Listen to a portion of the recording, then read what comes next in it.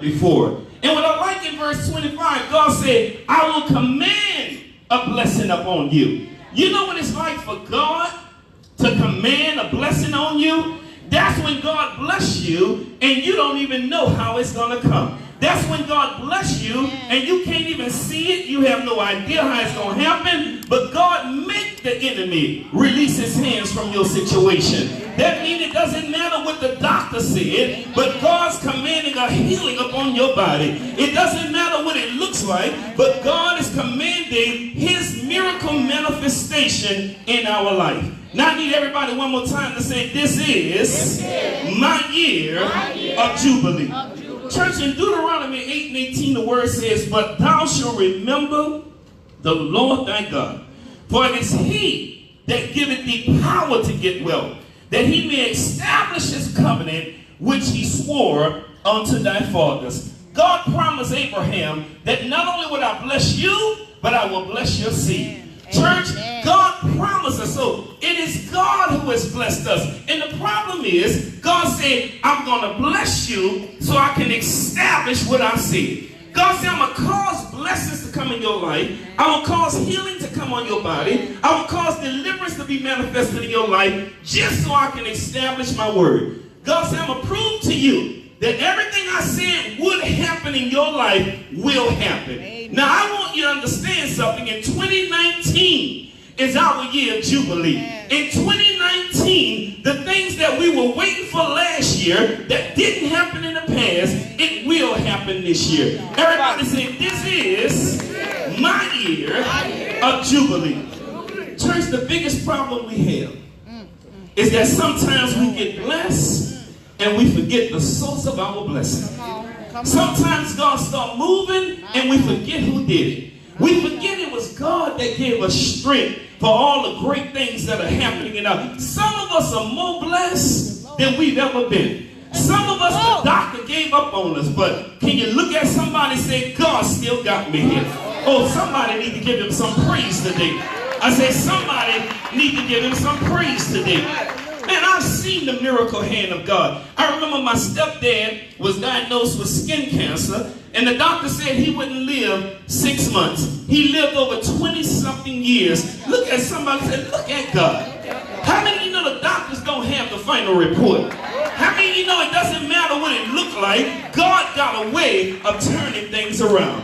Now, I need to get this in your spirit. Say, this is my year of Jubilee.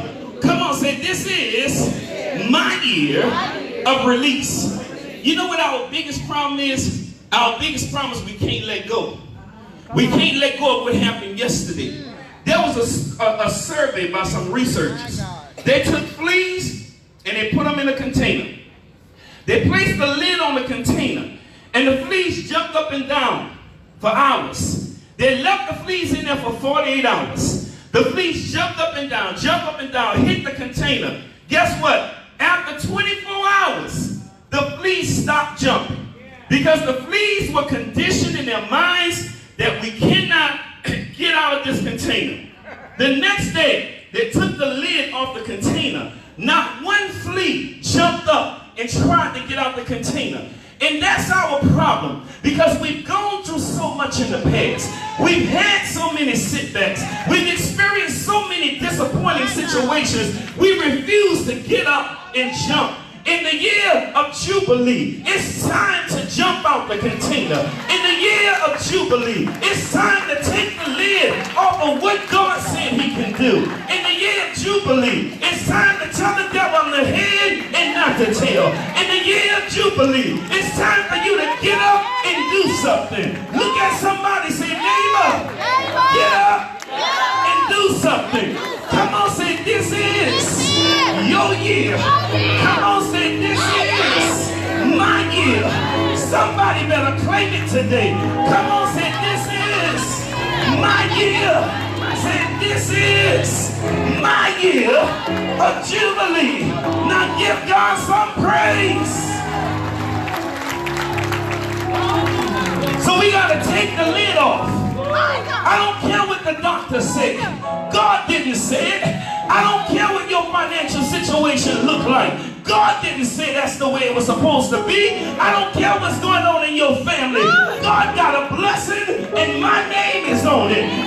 tell somebody my name is on it. So this is my year of Jubilee. This is my year where God is turning things around.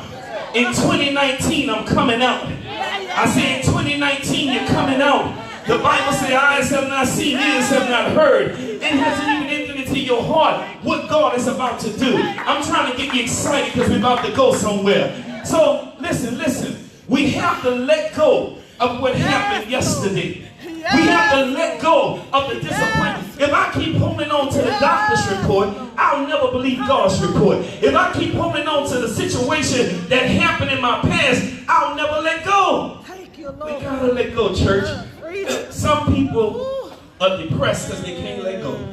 Some people are thinking about suicide because they can't let go. Some people are thinking about how to get back because they can't let go. Look at somebody and say, let it go. Come on, I need you to say this with me because somebody needs to hear it. Look at your neighbor and say, neighbor, God got something better for you. Oh, somebody better listen. Come on, say, neighbor, God got something better for you. Oh, how many of y'all really believe that? I said, God got something better for you. When the devil meant for my harm, God gonna use it for my good. When the devil thought would destroy me, God gonna use it to make me. When the devil thought would break me down, God gonna use it to lift me up. Come on, high five somebody, say, neighbor, God got something better for me. So we got to get rid of that spirit of depression. We got to get rid of that spirit of discouragement. Somebody told you you don't have no value. Somebody told you you're not worth anything because they put their insecurities on you to make you feel bad about who you are. We gonna shake it off in 2019. I don't care what the devil said. I don't care what happened yesterday. If God said I can do it, I can do it. But you know what I love about the year of Jubilee? In the year of Jubilee, supernatural manifestation take place. In the year of Jubilee, the stuff that I was fighting to do, it starts getting easy. In the year of Jubilee, the yokes that weighed me down, God started lifting them off of me, and I can start flying. And I almost stopped believing I could fly. No, that's going to sing up there. Song, but listen, I do believe. That was a joke. I just watched the documentary. They said mute. So look at somebody say, I do believe that I can fly. All right. Oh, that was funny. Look at 1 Samuel. 1 Samuel chapter 11, verses 1 and 2. I want to let somebody know today that help is on the way. In 2019, God told me to tell you, help is on the way. Help is on the way. God is about to do something that you never experienced before. He's about to move in your life like you've never seen. Look at 1 Samuel chapter 11, verses 1 and 2. The Bible says, then Nahash, the Ammonite, came up and encamped against Jabesh Gilead. And all the men of Jabesh said unto Nahash, make a covenant with us, and we will serve thee. And Nahash the Ammonite answered them, on this condition will I make a covenant with you, that I may thrust out or pluck out all your right eyes, and lay it for a reproach upon Israel. And the elders of Jabesh said unto him, give us 7 days respite, that we may send messages unto all the coasts of Israel. And then, if there be no man to save us, we will come out to thee. In this particular chapter, y'all, the Ammonite king had come against one of the cities in Israel, Jabesh Gilead. But what you have to understand, they were outside of the city about to invade. And the elders of Jabesh said, let's work it out. You ever tried to work something out with somebody who didn't want to negotiate? You ever had a situation you said, I'll pay you Friday. We need all our money. Oh, y'all know y'all have been there. Just act like it wasn't you. Act like it wasn't you. But I don't want to lose my house. I'll pay you 1 month. I need all 5 months. But didn't God work it out? So the people of Jabesh said, we will negotiate. What do you want, king of the Ammonites? What do you want? He said, this is what I want. He said, I want every man in the city to come out so I can pluck his eye out. And not only will I pluck it out, it would be a reproach unto Israel. Because I want to humiliate Israel because he hated Israel that much. Now, that's like, I want you to walk with me here. That's like if we had a bunch of Klansmen outside and they said, I want all the men to come out. And some men said, well, I'm not going out. But if you don't go out, they said, we're going to kill all the women and children. And you know, brothers, how the women can get when it means, they're going to say it's just a right eye. Y'all know how they go. If it means our lives or our eye of their life, they gonna say it's just one eye. Look, you still can see, can't you? It's just. They say it's just one eye. You can live. So the bottom line, they wanted to humiliate them. They were harsh. And I want you to understand, every harsh thing that happened to you in 2018, every attack of the enemy that seemed unfair, that seemed unjust, that was plotted by the enemy, I want you to know God is about to turn it around. So look what happened, y'all. They said, give us 7 days to send people out to the different coasts, to the different cities, and see if anybody will come and help us. Now, you may say, why in the world would they give them time to get help? Why in the world would they allow people to go out and see if somebody will help them? Let me tell you why. Because Israel usually didn't help each other during this time. They didn't have a king. They asked, in other words, you ever felt like you was in this thing all by yourself? But in 2019, help is on the way.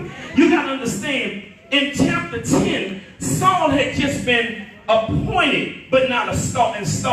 Israel told God, we want a king. The lot fell on Saul. They said, Saul is the one who's going to be the king. But Saul went back home to work. Saul went back home to do everything he was doing before. He wasn't installed in the position of a king. But now this event took place. And when Saul came out the field, because the messengers went throughout the coast, Saul came out the field. He said, what's going on? They said the men of Gilead are about to have all of their eyes plucked out as a reproach to Israel because the Ammonites hate us that much. Saul said, not so. What I'm trying to tell you, you may have been by yourself last year, but in 2019, look at your neighbor, say, neighbor, I need you to pray for me like you ain't never prayed for me before. Say, neighbor, I need you to be with me like you've never been with me before. Because Israel was isolated. And one of our promises was too isolated. We got to come together. Because when we come together, the Bible said 1 put 1,000 to flight, 2 put 10,000 to flight. What do you think gonna happen if we start praying for each other? What do you think gonna happen if we start lifting each other up and start tearing each other down? Look at somebody and say, neighbor, if you need me in 2019, just call on me. Come on, say when you pray for me. Come on, tell somebody when you pray for me. Don't talk about me. If you see me slipping, pray for me. If you see me wondering, pray for me. If it looks like I ain't doing right, pray for me. I thought somebody said, pray for me. So look, the children, the reason the Ammonites let them go is because nobody usually stuck together. And that's the problem in the church now. We don't want to be together. We don't want to pray for each other. Every time we hear something about somebody, we want to say, yeah, I thought that was so. What I want you to understand, in 2019, if we're going to experience the year of Jubilee, we got to come together. That means if you think I look like I need something, don't talk about just slip something in my hand. If you think I look like I need help, just lay your hand on my shoulder. I don't have to know you're praying for me. Just walk by me if you have to. Say, Shabba, Shabba. What did you say? Oh, nothing. I just was talking to God. Look at somebody say, pray for me. So Israel, Gilead was isolated. Thank you, Lord. They didn't have no help. But Saul said, look, this is what I want you to do. He took an oxen. He cut the neck up in multiple pieces. He sent it to every city in the region, every city in the coast. He said, look, I need everybody to come to this meeting that me and Samuel the prophet, because everybody knew Samuel. He said, we're about to have a meeting. And whoever don't come, We're going to cut their neck off. Just like we cut off the neck of this thing, of this animal. What I want you to understand, look at me, in 2019, you need to leave folks alone who ain't going to help you. You need to get away from folks who ain't going to pray for you. You need to stop worrying about folks who ain't going to be in your corner.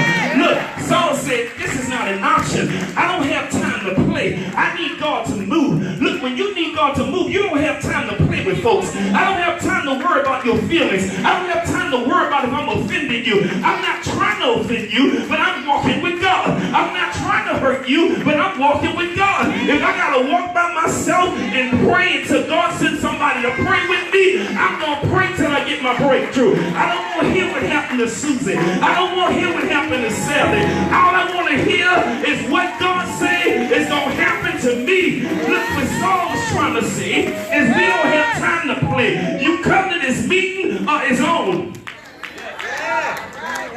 Guess how many people showed up at the meeting? 330,000 men.